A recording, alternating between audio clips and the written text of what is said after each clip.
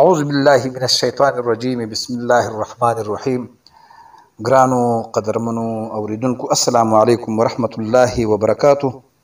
یو ځل بیا تاسو په خدمت کې حاضر یم د یو نوې وظیفې سره. خو د ټولو نه مخکې حسب معمول دعا ده چې الله رب العزت دې زموږ چې څومره اوریدونکي دي الله رب العزت دې د هغې مشکلات اسان کړي چې هغه هر قسم مشکلات دي د هغه په زړه هر ارماني الله دې ستاسو د ټولو زړه ارمانونه پوره کړي.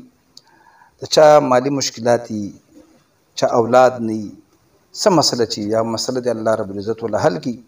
زما وظایف هم ستاسو د مسایلو د حل کېدو دپاره زه ګورم، محنت درله کوم او تاسو له ډېر بهترین وظایف نننۍ وظیفه چې ده د دې وظیفې تاسو به حیران شئ چې دا څنګه وظیفه ده.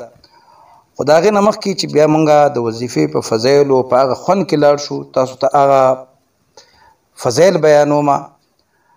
نو د هغې نه مخکې بیا د اجازت دپاره بیا خلک مانه اجازت غواړي. نو اجازت دپاره چینل سبسکرایب کول، ویډیو لایک کول او کمنټ کې نارینه به خپل نوم ولیکي او زنانه چې کوم دی هغه د ماشاءالله سبحان الله الله اکبر په شان ښایسته الفاظ دې ولیکي. بس هغه ته اجازت میلاو شو.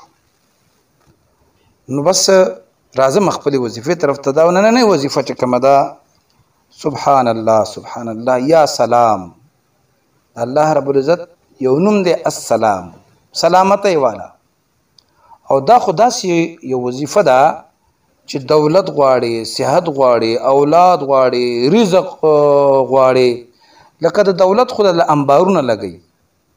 او دا داسې وظیفه ده چې د دې تاسو داسې سوچ وکړئ چې یو سړی لکه اوس دا د پشکال د ګرمۍ میاشت ده او یو ځای په دوړو کې او په غبار کې او په دای کې ګرمۍ راغستی دی او एकदम دا یو ښایسته ماحول ته بوځي، هغه د مرې غرونو ته یې بوځي او یا एकदम الله رب العزت یو ښایسته هوا راوالوځي د سختې ګرمۍ د پشکال د 40 سنټیګریډ نه एकदम 25-26 سنټیګریډ 21 سنټیګریډ ته خبره راشي او ماحول صفا شي، هغه سړي هغه روح څومره خوشحاله شي.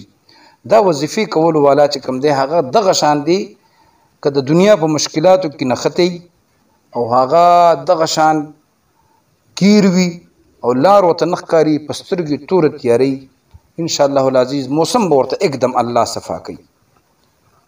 دا چې کوم دی مالداري غواړي، صحت غواړي، تندرستني غواړي، دننه د نفس صفایي غواړي. ځکه چې السلامو ترجمه ده د سلامتي ورکولو والا. دا به روحاني صحت غواړي، ستا روحاني روح به دې صفا کېږي او ته چې کوم نیت سره وې الله رب العزت به هغه تعالی خامخا درکوي. وظیفه کې نیت ضروري دی. ته چې کله وظیفه کې داسې نه چې ته ناست یو ځای کې او سوچ دی په بل ځای کې، نه، نیت مست دی، ضروري دی، لازمي دی. ته چې دولت دپاره کې نو یا سلام یا سلام دا به وې او ویا بچی یا الله بس دولت غواړم. صحت دپاره کې بیمار ما یا سلامو دا وظیفه کوم یا الله زه صحت غواړم. اولاد دپاره کې نیت کې چې کوم دی په دغه ټایم کې به اولاد به غواړي، رزق غواړي. لکه چې څه ستا په زړه کې دی هغه کم نیت چې دی کم نیت سره کې نو هغه نیت به خدای کې دومره ډېرې فایدې دي د یا سلامو چې سلامتي یو خو به د الله رب العزت د ټولو مشکلاتو او خواوشا چې څومره چې کوم تکالیف دي، دشمنان دي، مصیبتونه دي، اکسیډنټونه دي، افتونه دي، دې نه به دې الله بچ کوي. ستا بله فایده یې دا ده چې ستا د خواوشا چې کوم ماحول د کور خلک دي، ورونه خویندې دي، ښځه دي، دا بچي دي، دا چې کوم دا به هم الله رب العزت ستا د وظیفې په برکت باندې هغې امن کې ساتي. ښه ستا ګاونډ کې به هم الله رب العزت امن، ځکه چې ته هر مونځ نه پس دا وظیفه کې چې یا سلامو یا سلامو یا سلامتی والا یا سلامتی والا. نو الله رب العزت خو داسې یو ذات دی چې هغه ته مونږ کله اواز کوو نو هغه خو بیرته مونږ له جواب راکوي که نه. نو عزتمندو راځم خپل وظیفې طرف ته. طریقه به څنګه اوس به یا سلامو زما د ښودل شوي طریقه باندې به ځئ نو بیا به انشاءالله العزیز کامیابي حاصلېږي. څوک غواړي چې دته دا ټول مسایلو دپاره دولت، صحت، اولاد، رزق دپاره د روحاني تربیت صفایي دپاره دا وظیفه وکړي نو طریقه یې څه ده؟ طریقه یې دا ده چې د سحر لمونځ نه پس 314 ځله د الله دا پاک نوم چې کوم دی یا سلام یا سلام دا چې 314 ځل زما په خیال چې ډېر زیات ټایم سړي نه واخلي نو 15 منټه دی والي. سحر لمونځ نه پس دا دم کا، دا ووایه اوبه پې دم کا، او طریقه کار لږ په خپله زده کړئ چونکې زه ویډیو نه جوړوم.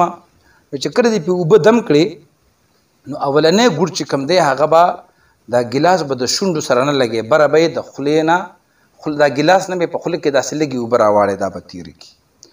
بیا به یې د سنت طریقې سره په 3 ګوټو کې دا اوبه وڅښي. ښه د دې اوبو دننه تګ سره به دومره وشي چې ستا به چې کوم داخلي مسایل دي د صحت، د بیمارۍ، شیطانی وسوسې، شیطانی چې کوم دی حرکتونه، دې سبا الله رب العزت هغه ختم کړي.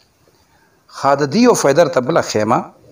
اوس بعضې کورونو کې مریضان پراته دي، الله رب العزت دې ټولو مریضانو له شفای کامله او عاجله ورکړي چې څومره بیماران دي او هغوی علاجونه کوي کال د کلونو، خو داسې نه کوي چې چېرته دا روحاني علاج هم وکړي. د الله رب العزت یو نوم یاد کړي. موږ خو ورځو ډاکټرانو ته اولته نه زرګونو روپو دوایي اخلو، لکونو روپو دوایي اخلو، او دا هم راته پته ده چې ډاکټر اسم نشي کولی، شفا د الله ذات ورکوي. نن درته داسې یو زبردست دی یا سلام وظیفه ښیم د چا په کور کې چې بیماران دي، د کینسر بیمار دی، د شوګر بیمار دی، د ګردو بیمار دی. 11 ورځې که چېرته هغه د هر لمونځ نه پس دا وظیفه 314 ځل وکړه، اوبې پې دم کړئ او بیمار له یې ورکړئ، انشاءالله العزیز دا بیمار چې په څومره غټه بیمارۍ پروت وي الله رب العزت به دته تندرستي ورکوي.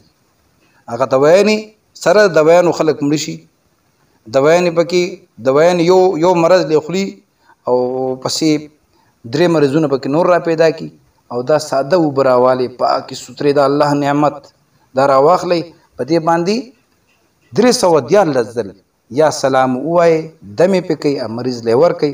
انشاءالله العزیز زه تاسو سره دا وعده کوم او دا ګارنټي درله در کوم ستاسو لاس او زما ګریوان چې تاسو ته شفا میلاو نه شو. ولې ویم؟ نوم د الله دی او موږ د الله پیدا وخیو، هغه زموږ خالق دی، زموږ مالک دی. دا ګارنټي ده، دوی ګارنټي نه در کوم، خو د یا سلامو یا د نورو ضعیفو ګارنټي در کوم. الله رب العزت به ستاسو هغه بیمار له خامخا شفا ورکوي. څومره چې غټ بیماري خپل کور کې بس د خپل علاج شروع کړي، په یا سلامو باندې مال هم پیدا کوي، صحت هم پیدا کوي، دولت هم پیدا کوي، رزق هم پیدا کوي، چې سم خوښه یې هغه پیدا کوي. بس آسان اوس کول نه کول ستاسو کار دی، نه کوئ هغه به ستاسو خپل نصیب وي. نو انشاءالله العزیز نور به هم کوشش کوم چې داسې بهترین وظایف ستاسو په خدمت کې حاضر کړم.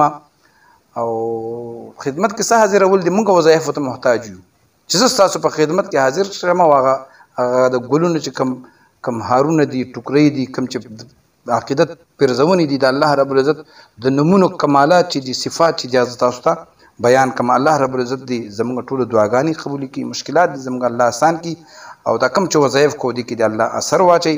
زما چې څومره اورېدونکي دي الله رب العزت دې د هغوی د زړه ارمانونه پوره کړي، مرادونه دې ول الله پوره کړي، او الله رب العزت دې چېرته څوک تاسو نه خرابوي.